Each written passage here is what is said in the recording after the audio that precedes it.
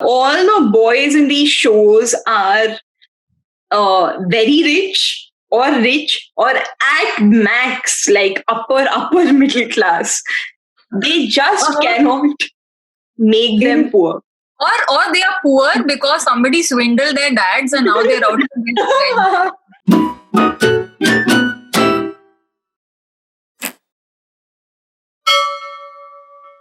Hi, I'm Priya, and welcome to All Things Movies. We've got Ria from Melbourne and Shreya from Mumbai joining us. And today, the three of us are going to talk about our favorite topic, which is Korean dramas, and talk about the top 10 Korean dramas that we recommend to our viewers. For background, the three of us watch a lot of K drama, at least a lot of what I watch is on Netflix, and it's a great place to kind of find cool stuff to watch. So, yeah, thank you for coming on the show. And let's start off by first talking about which is your all time favorite K drama. So, Ria, we'll start with you. All time. I picked like the top three, but it's not all time. But there's this show that I just watched. It's Okay to Not Be Okay. There's this new show on Netflix you guys must have seen. And the drama is amazing. Like it has all the characters are very flawed. Like, you know, in how they always show, at least there's one character who is like perfect and all of that. But like in this, like all characters are very flawed. So there's this guy. He takes care. I'm not gonna, of course, give out the spoilers, but just to gist, this guy, he has an autistic elder brother. He takes care of his brother all his life, and like whatever, like all the problems he come across and how he was treated. Every character has their own background story. It's like dark. It's a very dark show. Like it deals with a lot of sensitive topics, but it's amazing, and especially the love story. That is what I was going to ask. Is there a love story or not? If there's no love story, I'm not watching it. Yeah, there is. And amazing visual storytelling. Best thing is Kim Soo Hyun is nice. That's a good motivation to watch any K-drama. Let's just put it that. What about you, Shreya? What's your recommendation or your top show? I like. I don't know how to choose. That one between some three that I really like. But maybe I'll go with recency bias. So most recently, I've watched The Heirs. Inheritors, it's called on Netflix, and I really like it. So I have no deep reason for liking it. It's a very standard rich boy to a girl story, but it's A, very well made. The people have acted well, and B, it's such a nice and romantic story. I think that is my primary reason, and of course, I think the most important is that it has Lee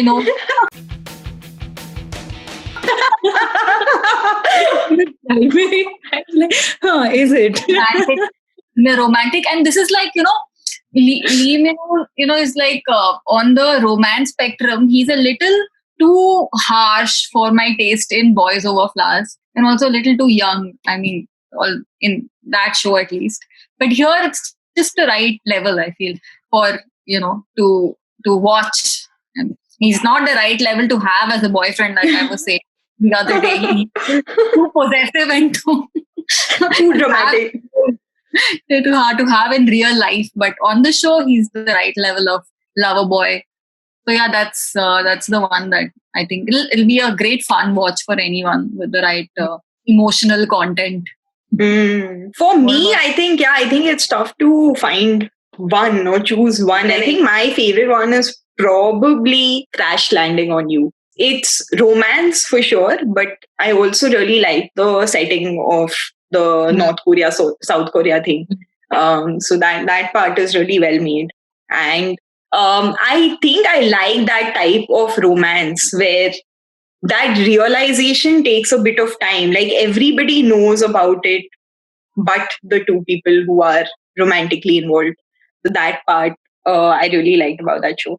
And I think that beach mein I took a break from watching Korean drama. I went on to watching other stuff.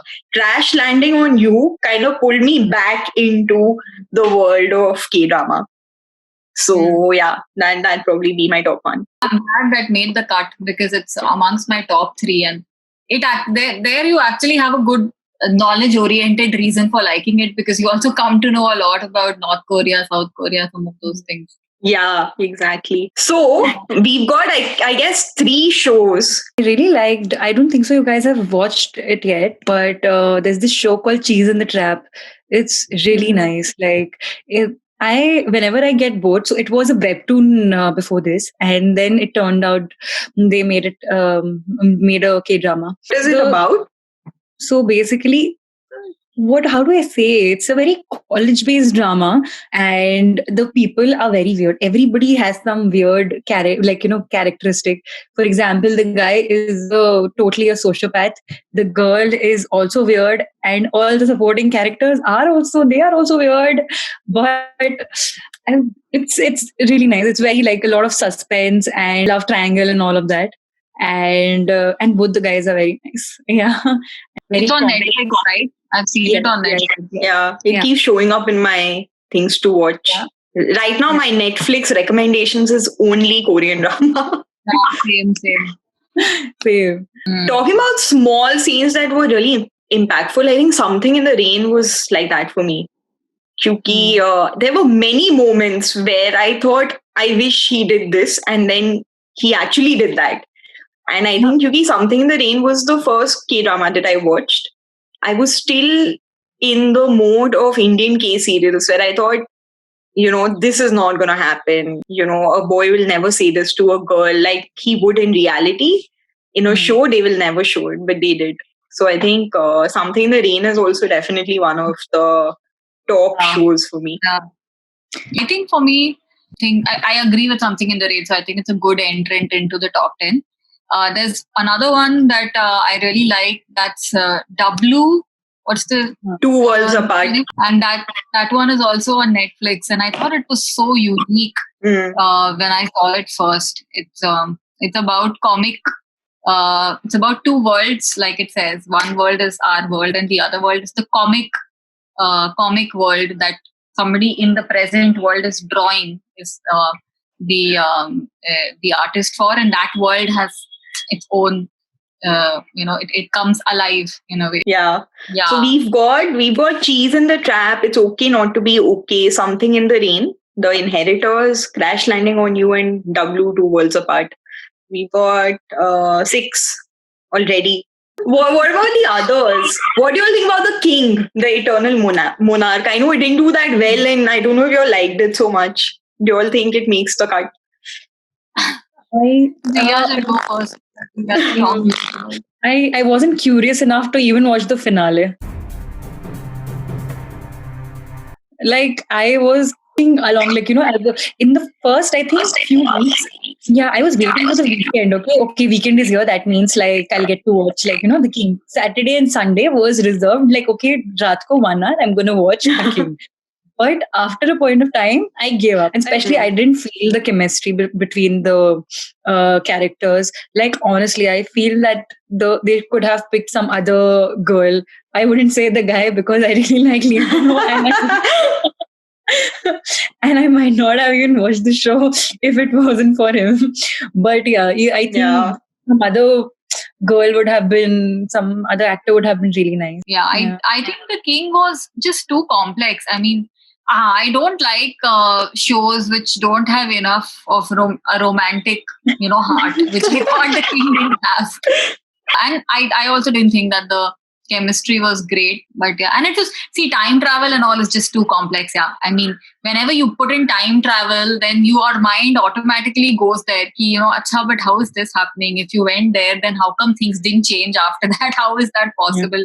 So they showed a lot of that. They thought that they can. That's the problem with time travel things. People think that they can do it, but then they actually can't do it. People don't know.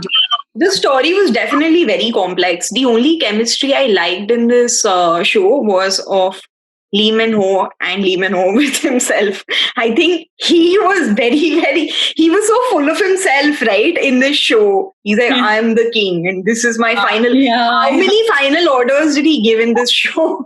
This is a king's order.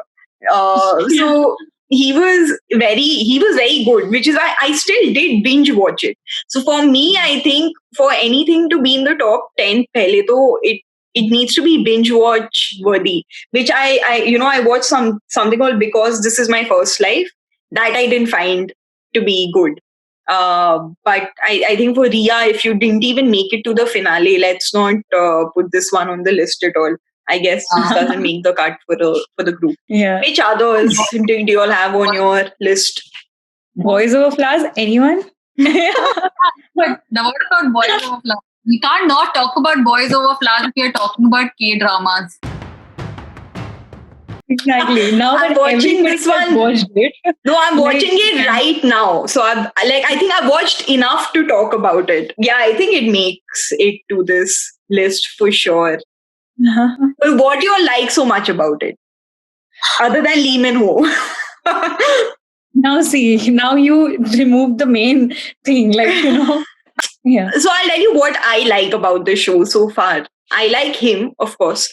But I also he very flawed, right? But they didn't think of him as a flawed person when they were writing the character, They thought, okay, he's the guy, like a typical guy and all of that.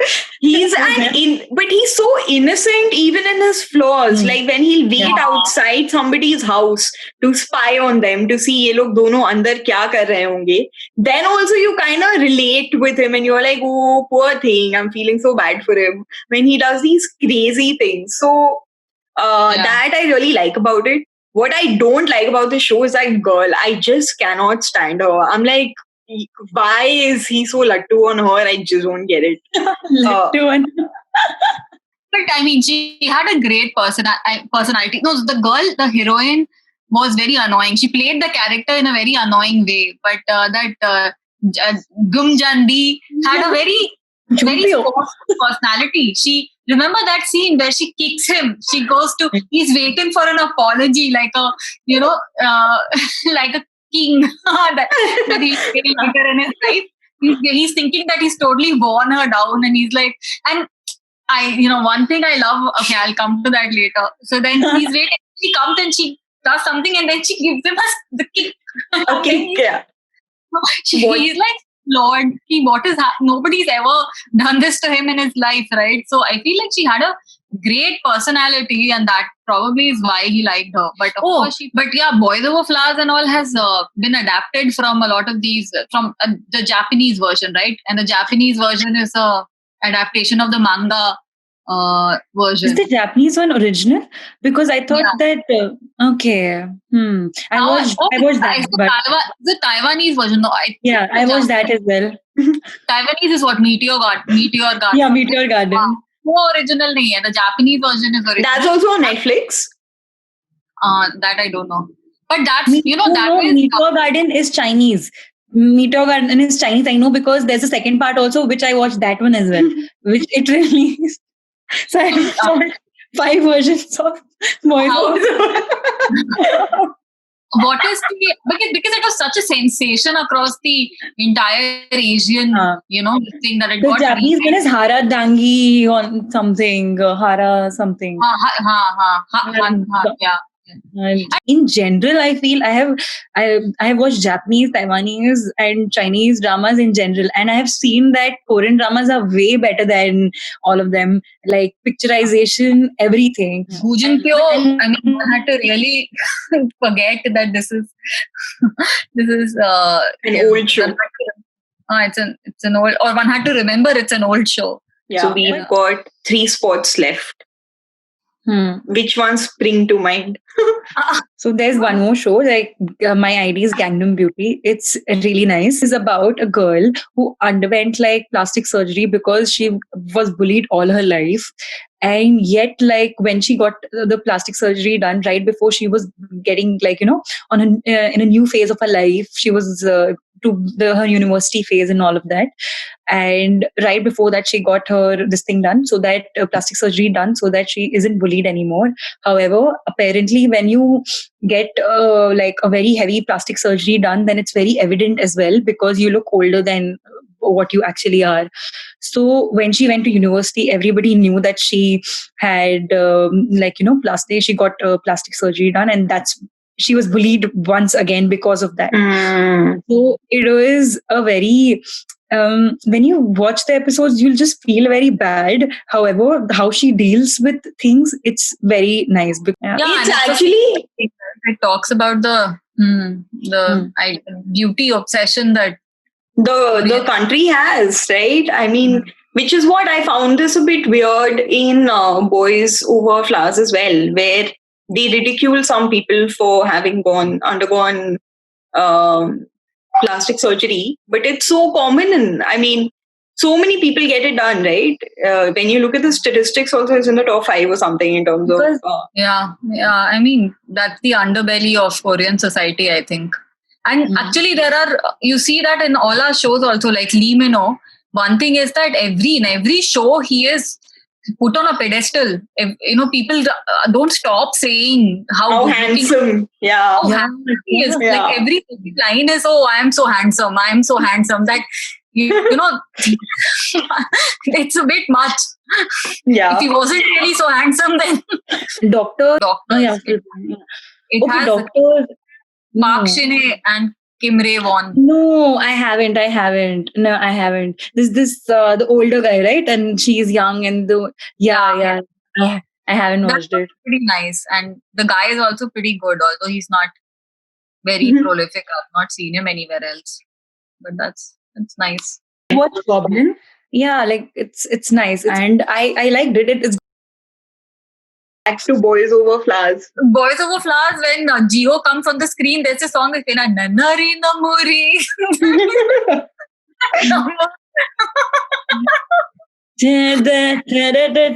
That one.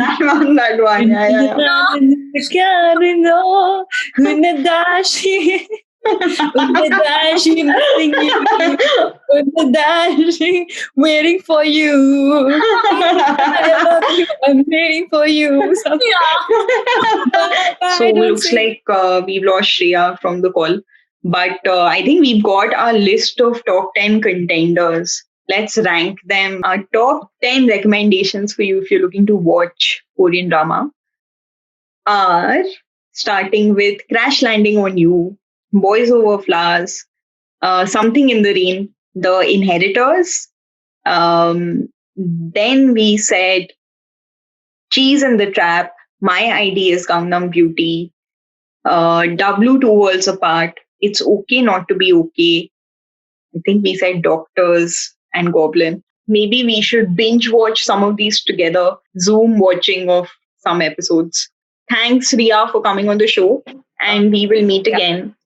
Bye. Bye.